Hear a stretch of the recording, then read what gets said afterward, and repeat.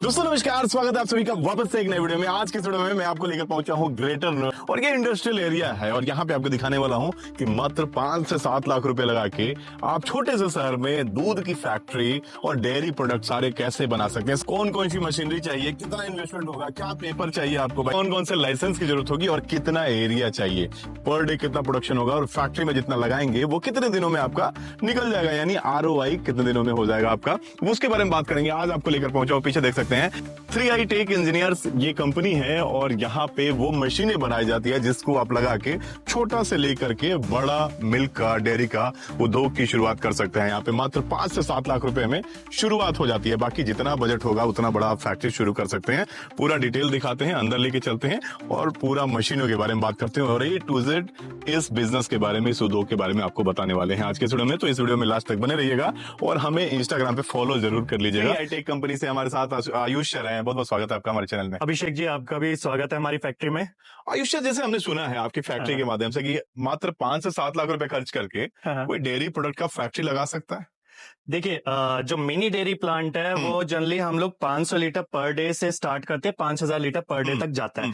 यदि जैसे कोई किसान है वो 100-200 लीटर का काम कर रहा है, 500 लीटर का काम कर रहा है, छोटा काम कर रहा है या किसी को नया स्टार्ट करना है, तो हमने एक मिनी डेयरी प्लांट जो स्टार्टिंग रेंज का प्लांट है, जो बेसिक सेटअप होता है पाउच पैकिंग तक का, वो 5 लाख रुपए में हम लोग स्टार्ट करते हैं। मैं चल रहा हूँ, पीछे में मशीनें आप लोग देख रहे हैं, साइड साइड में मशीनें लगी हुई है। फैक्ट्री में कैसे काम होता है, क्योंकि आप लोग देख सकेंगे भाई, हम लोग रियल मैन्युफैक्चरर का वीडियो मैं लेकर आता हूँ आपको।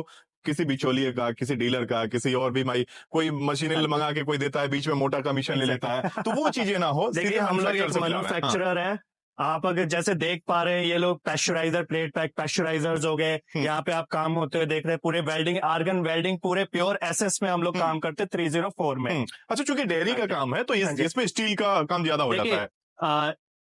जो फूड ग्रेड होता है स्टेनलेस स्टील में, उसको कहते हैं हम SS304। तो हम यहाँ पे सिर्फ जिंदल का SS304 ही यूज करते हैं। अच्छा, यहाँ पे मशीनें समझ में नहीं आएगी कैसे काम होता है। हम लोग जहाँ पे डेमो यूनिट है आपका, जहाँ पे सारी मशीनें रखी हुई है, हम लोग यहाँ पे मैं आपको इसलिए लेकर आया कि आप देख सकेंगे भाई मशीनें यहाँ पे बन रही है, साइड साइड में काम चल रहा है। एग्जैक्टली अंदर लेके चलेंगे हम आपको जहाँ पे पूरा मशीनों का सेटअप है, ताकि आप समझ सकें कि मशीनें काम कैसे करती है। पहले जब किसान मिल्क लेके आते हैं, सबसे पहला क्या होता है फैक्ट्री में? देखिए, जब एक किसान दूध फैक्ट्री में लाता है तो सबसे पहले उसको दूध का सैंपलिंग एंड टेस्टिंग की जाती है, जो कि हम लोग मिल्क एनालाइजर से करते हैं, जिसमें एक basic fat, SNF, total solid and water level पता चल जाता है। मतलब अगर कोई किसान चालाकी करके उसमें पानी मिला के लेके आता है, वो भी यहाँ पे पता चल जाएगा, और किस गाय की, किस भैंस की दूध में कितना ज्यादा क्रीम है, वो सारी चीजें पता चल जाएगा, दूध की क्वालिटी। उसी फैट, SNF के हिसाब से भी किसान को पैसा, अच्छा, उस हिसाब से अलग अलग पेमेंट भी होता है। हाँ जी। उसके बाद हम दूध का, अगर जैसे कोई टोन्ड मिल्क निकालना चाहते हैं, अलग अलग वेरिएंट का दूध निकालना चाहते हैं, उससे हम क्रीम सेपरेटर देते हैं। जैसे आपने देखा होगा ना कि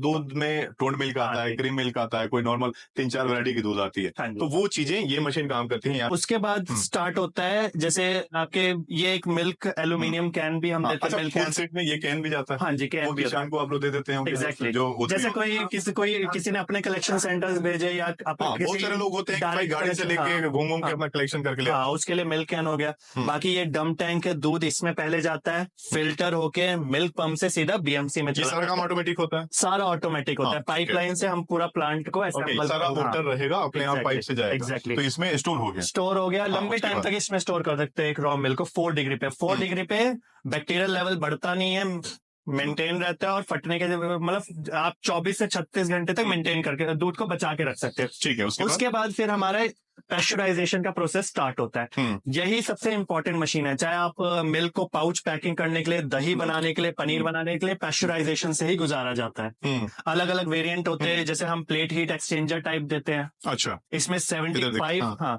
इसमें जैसे कि रॉ मिल्क हम देते हैं तो और गर्म पानी चलाते हैं, वो आप इलेक्ट्रिक बॉयलर से भी ले सकते हैं। दूध को पैक करने से पहले हीट किया जाता है? हाँ जी, जैसे गाँव घर में होता है कि बिना दूध गर्म किए रखा नहीं जाता। जैसे गाँव घरों में क्या होता है, दूध को गर्म करते हैं, फिर कुछ टाइम स्टोर करते हैं, रखते हैं, फिर ठंडा करते हैं। इसमें वही काम इंस्टेंटली होता है, क्योंकि मास प्रोडक्शन के लिए हमें काम इंस्टेंट करना मतलब एक बार जो दूध आता है वो गर्म करके फिर उसको ठंडा किया जाता है। हाँ जी, तो इसी में हमारा 75 या दही के लिए 90 डिग्री पे हीटिंग करके, होल्ड करके, देन हम इसमें ठंडा पानी चलाते हैं IBT से। ठीक है, ये हमारा इंडस्ट्रियल चिलर है। IBT से 0 डिग्री का पानी चलाएंगे तो इंस्टेंटली पैस्चराइज गर्म होके फिर 4 डिग्री पे आउट हो जाएगा और ठंडा होके वो स्टोरेज टैंक में स्टोर हो जाएगा। अच्छा, फिर फाइनल प्रोडक्ट यहाँ पे आएगा। हाँ, इसके अलावा भी एक और प्रोसेस होता है, जैसे हमारा होमोनाइजर। जैसे आप दही देखते हो, दही में दही को में फैट एसएनएफ यूनिफॉर्म होना बहुत इंपॉर्टेंट है। नहीं तो अगर दही आप एज इट इज जमा दोगे तो वो पानी छोड़ने लग जाएगा या तो मिलाई ऊपर रह जाएगी और वो मार्केट में फिर लोग पसंद नहीं करेंगे।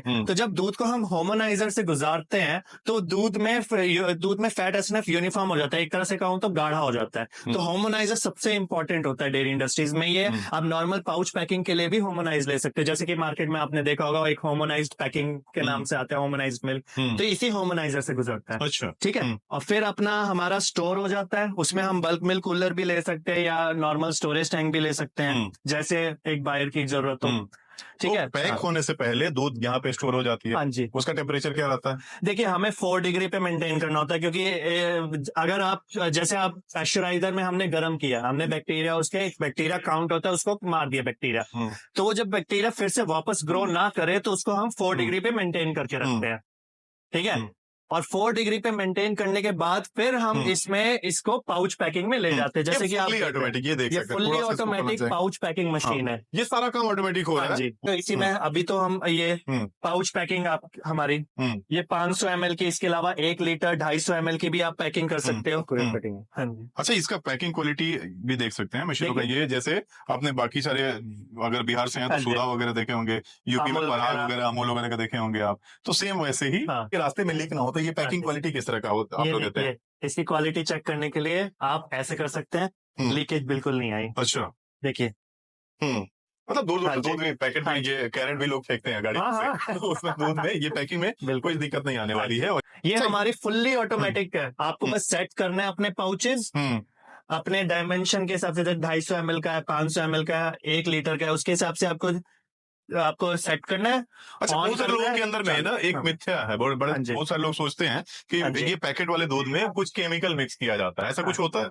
नहीं, ऐसा नहीं है। सीधे दूध ही इसको गर्म ठंडा करके यहाँ पे लाके इसमें कोई केमिकल नहीं होता। अच्छा। है। मतलब इसमें कोई ऐसी चीजें नहीं होती। बहुत सारे गांव में लोग जो दूध पैकेट वाला का प्रेफर करते हैं, लोग जो गांव से ग्वाला के यहाँ से लेके आते हैं उसको प्रेफर करते हैं, वो दूध सही होगा। इनफैक्ट ये पैस्चराइज करके पाउच पैकिंग करते हैं, इसमें तो आप इसकी हाइजीन कंडीशन एक नॉर्मल खुले दूध से कई गुना ज्यादा ही होती है। आप बेफिक्र होके इसको अपना इसका तो ये हो गया फाइनल यहाँ पे ये मार्केट में जाने के लिए। अगर इसको स्टोर करके रखते हैं, फैक्ट्री में प्रोडक्शन ज्यादा है, टाइम से गाड़ियां निकल रही है, तो फिर आपको ये चाहिए, क्या बोलते हैं इसको? देखिए, 2 चीज ले सकते हो। अगर आप थोड़ा सा बजट कम है किसी किसान का, छोटा प्लांट लगाया, तब तो हम उसको नॉर्मल एक डीप फ्रीजर दे देते हैं। अच्छा, 550 लीटर का डीप फ्रीजर होता है अपना, आप इसमें स्टोर कर सकते हैं बिफोर, मतलब डिस्पैच करने से पहले। अच्छा। और इसके अलावा हम लोग कोल्ड रूम भी देते हैं। डीप फ्रीजर में आप 550 लीटर तक ही, मैक्सिमम 500 लीटर तक ही स्टोर कर सकते हैं, लेकिन कोल्ड रूम में आप डिपेंड करता है साइज के हिसाब से, आप 1 टन तक भी माल, या आप 5 दिन का 3 दिन का भी माल स्टोर करके रख सकते हो। उससे क्या होगा कि सपोज करो आपने आज के डेट की पाउच में पैकिंग की, आप उसको 3 दिन बाद निकालना चाहते हो, तो इस कोल्ड रूम में स्टोर करके रख दो। इसमें सारे प्रोडक्ट आ सकते हैं, जो भी डेयरी प्रोडक्ट जो भी आप इसमें स्टोर कर सकते हो, बल्क स्टोरिंग कर सकते हो। 1 दिन, 2 दिन, 3 दिन, हफ्ते तक का बल्क स्टोरिंग कर सकते हो आप। और कौन कौन से प्रोडक्ट बना सकते हैं? देखिए, सारे दूध से रिलेटेड आप जैसे अब दही बना सकते हो, पनीर बना सकते हो, घी बना सकते हो। घी में भी अलग अलग वेरिएंट के, जैसे ट्रेडिशनल मथनी मेथड घी हो गया, वैसे अभी अगर मैं दिखाऊं आपको यहाँ पे दही के लिए, जैसे पैस्चराइजेशन और मिल्क और दही की दोनों में पैस्चराइजर की जरूरत पड़ती है, लेकिन दही में क्या है कि 90 डिग्री तक हमें उसको गर्म करना होता है। 90 डिग्री तक गर्म करने के बाद फिर 45 डिग्री में कल्चर ऐड करना पड़ता है। या तो आप इसी पैस्चराइजर से भी आप कर सकते हो, जो मल्टी ड्यूटी पैस्चराइजर लेके। इसके अलावा आप नॉर्मल, अगर किसी के पास छोटी कैपेसिटी, कम दूध है, तो वो बैच पैस्चराइजर का यूज कर सकता है। बैच पैस्चराइजर में अपना 90 डिग्री अपना देख के, फिर उसके बाद फिर हम पीएचई पीएचई से उसको मतलब गुजारे। ये हाँ। दही बनाने के काम आता है? हाँ, दही बनाएंगे। इसका काम क्या होता हाँ, है? ये पीएचई, ये इसमें हम लोग पानी देते हैं और जब 90 डिग्री का दूध इससे पास करवाएंगे तो वो 45 डिग्री पे डाउन हो अच्छा, मतलब जाता है। उसको डाउन करने के लिए, ठीक अच्छा, है। ये भी तो पैकिंग मशीन हो हाँ, गया। इसमें हमने कल्चर ऐड किया दही के लिए। कल्चर ऐड करने के बाद आप दही को भी या तो पाउच पैकिंग से गुजार सकते हैं, या बहुत से लोग कप फिलिंग भी लेते हैं या मटका फिलिंग भी लेते हैं। मटका में भी अच्छा, पैकिंग तो करते वो हैं, जब डिब्बे में भी। लिक्विड रहता है तभी मटका में पैक कर दिया जाता है? जैसे ही आप इसमें दूध 45 डिग्री पे कल्चर डालोगे, विद इन 40 मिनट्स में आपको इसकी पैकिंग करनी है। अच्छा। पैकिंग करने के बाद उसी आपको इसको हॉट रूम में रखना होता है। अच्छा। हॉट रूम भी कुछ हद तक कोल्ड रूम की तरह ही होता है, लेकिन इसमें जैसे कोल्ड रूम में हम यूनिट लगाते हैं 1.5 टन के उसको ठंडा करने के लिए, वैसे ही हॉट रूम में हम लोग ब्लोअर हीटिंग ब्लोअर लगाते हैं उसको 45 डिग्री पे मेंटेन करने के लिए, ठीक है। और उसके बाद फिर उसको ब्लास्ट रूम में ठंडा करके फिर अपना कोल्ड रूम में स्टोर कर दिया जाता है। अच्छा, घी निकालने का प्रोसेस क्या होता है? वो दही से ही घी निकालते हैं? देखिए, नहीं, घी का होता है जैसे मैंने फर्स्ट स्टेप बताया कि आप क्रीम सेपरेटर से क्रीम निकालेंगे, ठीक है। उस क्रीम से आप उसको मक्खन बनाएंगे पहले। जैसे ये आप देख रहे हो बटर चर्निंग मशीन, हमारी बटर चर्निंग, ये 25 लीटर की है, ये 50 लीटर की। इसके अलावा हम 100 लीटर, 200, 500 लीटर, 1000 लीटर तक के भी बटर चर्नर चटनी बनाते मशीन हैं। का काम मिल्क ये को क्रीम मक्खन में बनाता है। हाँ। ये बटर बनाने के लिए, व्हाइट बटर, मक्खन। घी को बनाने के लिए जो हमारा नॉर्मल मेथड होता है, क्रीम से घी बनाने के लिए पहले क्रीम से मक्खन बनाइए, मक्खन से फिर घी बनाइए। उससे जो घी की लाइफ है वो बढ़ती है और क्वालिटी भी अच्छी रहती है। तो ये ट्रेडिशनल मथनी जो है, हाँ, इसका ये यूज क्या होता है? ट्रेडिशनल, जैसे बहुत से लोग आजकल ट्रेंड शुरू हुआ है मार्केट में ट्रेडिशनल मथनी मेथड का, ट्रेडिशनल घी का, जिसमें हम लोग दही जो होता है उसी दही को इसमें ठंडा 10 डिग्री पे करके इसको मथनी करते हैं, इसको घुमाते हैं। ठीक है, सागवान की लकड़ी होगी, वुडन लकड़ी होगी, इसमें हम लोग अपना दही को मथनी करते हैं और मक्खन को अलग करके फिर उसको हम लोग इस स्टीम केटल में गर्म कर देते हैं। आप स्टीम केटल भी ले सकते हो, गैस बेस्ड ऐसे खोया ये वाली मशीन भी ले सकते हो, घी की मशीन, और खोआ भी इसमें बन जाता है, नॉर्मल दूध भी गर्म हो जाता है। और जैसे ही हमारा घी प्रिपेयर हो जाता है उसके बाद उसमें जो इम्प्योरिटीज होती है, कालापन होता है उसको, और या तो पानी होता है, उसको रिमूव करने के लिए, पार्टिकल्स को रिमूव करने के लिए इस घी क्लेरिफायर से, इसकी भी इंपॉर्टेंस काफी ज्यादा है घी के लिए। प्योर घी निकालने के लिए घी क्लेरिफायर की इंपॉर्टेंस काफी होती है। तो घी क्लेरिफायर से जो फाइनल हमारा घी का प्रोडक्ट होगा उसकी अपनी ग्लास जार्स में या प्लास्टिक जार्स में या पाउच में किसी में भी पैकिंग करके आप अपने मार्केट में सप्लाई कर दो। तो इन सब मशीनों से दूध, दही, घी, पनीर और क्या क्या चीजें, जैसे और भी खोआ बना सकते हो, छाछ और भी जो आता है ना, वो उसका सुरभि वगैरह सुधा का आपने देखा होगा, वो सारे इससे बना कढ़ाई में बना के फिर उसको पैक कर देते हैं। कढ़ाई से। अच्छा, पैकिंग मटेरियल के बारे में बात करेंगे। जो भी उद्यमी आएंगे आपके पास, जो भी इस तरह के फैक्ट्री लगाएंगे, वो पहली बार उनके लिए होगा।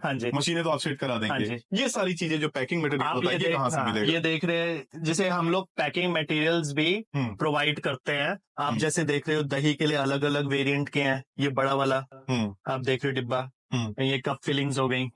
देन आप ये देख रहे हैं, ये आप सब लोग सेम ब्रांडिंग करवा के, पूरा ब्रांडिंग करवा के हम आपको देंगे। क्वांटिटी आप जितनी क्वांटिटी बोलोगे उस हिसाब से। अच्छा, मिल्क का अभी एक ट्रेंड चला हुआ है, बहुत सारे लोग प्लास्टिक में ना पैक करके, आजकल लोग बोल रहे हैं कि ऑर्गेनिक टाइप का बोतल में, जैसे वो बोतल है उस टाइप का, ये सब चीजें कैसे अवेलेबल हो पाएगा? जैसे आपने पैस्चराइज कर दिया, ये नॉर्मल पैकिंग मशीन ही है, ये बॉटल फिलिंग है। हाँ, बॉटल फिलिंग, ये बॉटल फिलिंग मशीन है। जैसे कि आजकल अर्बन एरियाज में फ्रेश मिल्क का कंसेप्ट, A2 मिल्क का, और हमारे गोपालगंज में इस तरह का दूध अभी मिल रहा है घर पे, और ये पैक करके इस पे फर्स्ट क्लास ब्रांडिंग किया हुआ। एक दिन दे के जाता है लोग, अगले दिन बोतल कलेक्ट कर लेता है लोग, दूसरा बोतल दे के जाता है लोग, तो वो लगता है कि भाई ये हमें नेचुरल मिल रहा है। जैसे चीजें भी अवेलेबल आपको करा देते हैं। हाँ जी, हम लोग बॉटल फिलिंग मशीन भी आपको प्रोवाइड कर देंगे, बॉटलिंग का भी पूरे प्लांट आपको दे देंगे। अच्छा, ये इस तरह का देखिए, जैसे पनीर का इस तरह से लोग पैकिंग कर सकते हैं, ये सब आपके नाम से जो आप ब्रांड बनाएंगे उस नाम से आपका पनीर का आप कर सकते हो। पनीर की वैक्यूम पैकिंग भी अगर आप करोगे,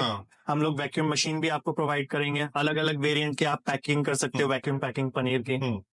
अच्छा, फाइनली बात करते हैं ना कि अगर एक छोटा सा उद्योग लगाना हो, तो पहले तो बताएं कि उसके लिए कौन कौन सी लाइसेंस लेनी होती है, सरकार से परमिशन या जो भी FSI जो होता है, कौन कौन से पेपर चाहिए? सर देखिए, सबसे पहले तो आपके पास एक जमीन होनी चाहिए, या रेंटेड हो या अपनी हो, ठीक है। अपना कंपनी फॉर्म करने के बाद सबसे इम्पोर्टेंट होती है आपको FSSAI का लाइसेंस लेना, क्योंकि कोई भी डेयरी का काम शुरू कर रहे हो, फूड का काम शुरू कर रहे हो, FSSAI का लाइसेंस सबसे ज्यादा इंपॉर्टेंट होता है। इसके अलावा आप जैसे जीएसटी वगैरह भी चाहिए, हाँ, जीएसटी तो चाहिए MSME चाहिए, एमएसएमई का सर्टिफिकेट, जीएसटी, एमएसएमई सर्टिफिकेट और नो ऑब्जेक्शन सर्टिफिकेट चाहिए, पॉल्यूशन नो ऑब्जेक्ट एनओसीज चाहिए, पॉल्यूशन नगर निगम से कुछ बनता है उसका पॉल्यूशन सर्टिफिकेट चाहिए, प्लस आप ट्रेड लाइसेंस में अलग अलग म्युनिसिपल के अलग अलग लाइसेंस, ट्रेड लाइसेंस होते हैं, वो ले सकते हैं। वो सब एडमार्क चीजें आप लोग करवा गाइडलाइन करते हैं? सकते हैं। वो पूरा हम लोग आपको गाइडलाइन करेंगे क्या क्या लाइसेंस कितना एरिया चाहिए अगर छोटे से शुरुआत सर करें? देखिए, सबसे छोटे प्लांट के लिए तो ज्यादा नहीं, अगर हम 1000 स्क्वायर फीट भी ले तो बहुत है। सबसे 1000 छोटा स्क्वायर प्लांट फीट में लगाते हैं, हाँ उसका लागत 5 से 7 लाख रुपए आएगा। हाँ जी, उससे भी और शायद कम आ प्रोडक्शन जाए। क्या आएगा उसका? प्रोडक्शन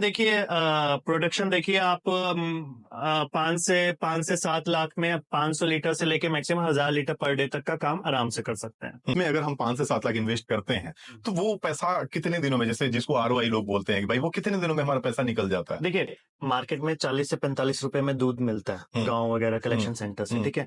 मार्केट में 1 लीटर का पाउच 70 से 75 रुपए तक चला जाता है, ठीक है। दैट मीन्स बीच हमारा 25 रुपए तक की कमाई, बीच में 25 रुपए तक का मार्जिन होता है, जिसमें से 5 रुपए अगर आप मैन्युफैक्चरिंग कॉस्ट हटा दो तो एक किसान 20 रुपए कमा सकता है। एक डेयरी का नया सेटअप करने वाला पर्सन 20 रुपए कमा सकता है। इसका मतलब अगर कोई 500 लीटर का काम कर रहा है, मतलब हर दिन वो 10,000 रुपए कमा सकता है। अगर वही हम लोग महीने के हिसाब से करें तो 2.5 से 3 लाख की सिर्फ 500 लीटर पर डे में कमाई हो जाती है। 3 लाख आराम से, छोटा सा 2.5 से 3 अगर लाख 5 लाख रुपए लगा रहा है कोई, और आराम से 2.5 से 3 लाख आराम से महीने का कमा सर, सकता है। आराम से। और वो तो सिर्फ पाउच पैकिंग की बात करें, यही दही की बात करें, घी की बात करें, उसका अगर आप ओवरऑल सबका अगर आप एक परसेंटेज मार्जिन देख लोगे, इसमें 33%, एटलीस्ट 33 to 35% मार्जिन की कमाई है इसमें। अच्छा, मिल्क के बारे में आपको बताने की जरूरत नहीं है, डेयरी प्रोडक्ट के बारे में डेली नीड्स की चीजें हैं ये, पर डे हर घर में दूध चाहिए ही होता है, चाहे वो घर पे गाय भैंस रखे हो या नहीं रखे हो, दूध उनके घर आता ही है। और ये चीजें समझ सकते हो कि मार्केट में डिमांड कैसा होगा। आप अगर लोकल में बेच रहे हैं तो बिकेगा, नहीं बिकेंगे तो बाहर की कंपनी आगे बेचेगी। और इस उद्योग को सरकार बढ़ावा दे रही है, आपको पता नहीं होगा, जानकारी के अभाव में बहुत सारे लोग बेरोजगार घूम रहे होते हैं। आज इन सारे उद्योगों पे सरकार 35% की सब्सिडी दे रही है, जैसे पीएमएफएमई योजना है। पीएमएफएमई हो गया, जैसे 10 लाख तक कोई अगर अपना लोन अमाउंट करना चाहता है तो पीएमएफएमई की योजना है। इसके अलावा पीएमईजीपी की योजना चलती है, जिसमें कि एटलीस्ट 25% शहरी में है, शहर में, और 35% ग्रामीण क्षेत्रों में है। और इसके अलावा हर राज्य में, अगर भारत के किसी भी कोने से देख रहे हैं तो हर राज्य में मुख्यमंत्री की अपनी योजनाएं हैं। जैसे बिहार में मुख्यमंत्री युवा उद्यमी योजना, जिसमें 50% सब्सिडी मिलता है। महिलाओं को इंकरेज करने के लिए उनका जो सब्सिडी का अमाउंट होता है ज्यादा होता है, उनका मिनिमम 35% से स्टार्ट करते हैं, अप टू 50% तक चला जाता है। मतलब एक आम योजना के बारे में बात करें, पीएमएफएमई के बारे में, तो 10 लाख रुपए लेते हैं आपको तो 6.5 लाख रिटर्न करने होते हैं, और मिनिमम इंटरेस्ट होता है, और वो भी ईएमआई के तौर पे आपको देना होता है। पैसे कमाते रहे, धीरे धीरे भरेंगे, पता भी नहीं चलेगा, और आपकी फैक्ट्री चल पड़ेगी। बाकी इस उद्योग के बारे में कोई भी आता है तो पूरा गाइडलाइन शुरू से लेकर आप लोग सारा ट्रेनिंग, मशीनें ले जाके इंस्टॉलेशन कराना, पूरा मैन्युफैक्चरिंग स्टार्ट कैसे करना है, मैन्युफैक्चरिंग कैसे करना है, इंस्टॉलेशन, सर्विसेज, हम लोग ट्रेनिंग तक प्रोवाइड करते हैं। हमारा टीम जाएगी, ट्रेन करेगी आपके पर्सन को वहां पे। कोई जैसे इसमें सबसे अच्छी चीज क्या है कि आप अपने घर के मेंबर सारे मिल के भी इस प्लांट को चला सकते हैं, तो हम लोग उनको ट्रेन कर देंगे। जैसे कि वो ये प्लांट के लिए ऐसा नहीं कोई बहुत बड़ा एक्सपर्ट चाहिए, 1 महीने की ट्रेनिंग में आप इस प्लांट को चलाने के लिए एक्सपर्ट हो सकते हैं। अच्छा, छोटा सा उद्योग अगर कोई लगाता है, कितने लोगों को रोजगार दे सकता है? सर देखिए, एक छोटे प्लांट में अगर आप मान के चलो, आपके फैक्ट्री में एक ऑपरेटर होना चाहिए, क्वालिटी वाला पर्सन होना चाहिए, और बाकी हमारे जो सेमी स्किल्ड होते हैं, तो इसको मान के चलो जो 4 से 6 लोग आपके फैक्ट्री के हो गया, डायरेक्ट जॉब मिलेगा। बाकी इनडायरेक्टली आप समझ सकते हैं, जो किसान दूध लेकर आएंगे, या जो डेयरी में काम कर रहे हैं उनको रोजगार मिला, सेल्स वाले हो गए जो मार्केट में लेके जाएंगे, जो डीलर, ये मैं समझ लीजिए 20 लोगों को तो डायरेक्टली और इनडायरेक्टली एक छोटा उद्योग इसमें रोजगार दे सकते हैं, 500 लीटर पर डे का काम करने वाला। अच्छा सर, लघु उद्योग जो है सबसे ज्यादा फेल होता है, मैंने देखा है मशीनों की वजह से। मशीनें हैं, लाजमी है, कभी कुछ थोड़ा सा प्रॉब्लम आ गया तो भी मशीनें बंद हो गई, और उद्यमी को पता नहीं होता है, मैकेनिक तो है नहीं, मशीन में कुछ प्रॉब्लम आई, मशीन बंद हो गई, तो दिन भर अगर नहीं चला तो मशीन का घाटा, उद्योग बंद हो गया तो घाटा। तो उसमें आप लोग सर्विस देते हैं? देखिए, हमारी कंपनी 1 साल की फ्री सर्विस देती है, ठीक है। और इसके अलावा हम लोग 24 hours bye 7 on call service भी देते हैं। तो कभी भी कोई भी परेशानी किसी भी एक डेयरी वाले को आती है तो वो कभी भी कॉल करके इंस्टेंट अपना कोई भी प्रॉब्लम सॉल्व कर सकता है। और यदि अगर कोई ऑन साइट रिक्वायरमेंट होती है तो विदिन 24 आवर्स, छोटा सा प्रॉब्लम आया तो वीडियो कॉल इंडिया में आपका मैकेनिक जाके ठीक करेगा। ऑल ओवर इंडिया में भी आपका कहीं भी प्रॉब्लम आएगी, मैकेनिक 1 साल के लिए चार्जेस फ्री हैं, बाकी अगले उसके बाद से पेड हो जाता है। एग्जैक्टली। और कहाँ पे मिलना होगा? कोई अगर ये मशीनें देखना चाहता है, आना चाहता है, आपसे मिलना चाहता है, तो एड्रेस एक बार बताएंगे आप? हमारी कंपनी ग्रेटर नोएडा में प्लॉट 139 उद्योग केंद्र 1 इकोटेक 3 ग्रेटर नोएडा गौतम बुद्ध नगर उत्तर प्रदेश में है। काफी अच्छा लगा सर आपसे बात करके, बहुत अच्छा लगा, Thank you. आपने पूरा फैक्ट्री Thank you, विजिट कराया। Thank you. दोस्तों आज का ये वीडियो आपको कैसा लगा हमें कमेंट जरूर बताइए, और हमारे लिए कोई भी सुझाव हो तो उसे भी कमेंट से जरूर लिखिए, और इस वीडियो को शेयर कीजिए ताकि इस तरह के उद्योग के बारे में जो लोग जानना चाहते हैं उन तक ये वीडियो पहुंच सके। बाकी फिर मिलते हैं किसी ऐसा ही नए वीडियो के साथ, तब तक आप बने रहिए ब्लॉकचेन के साथ। नमस्कार, धन्यवाद।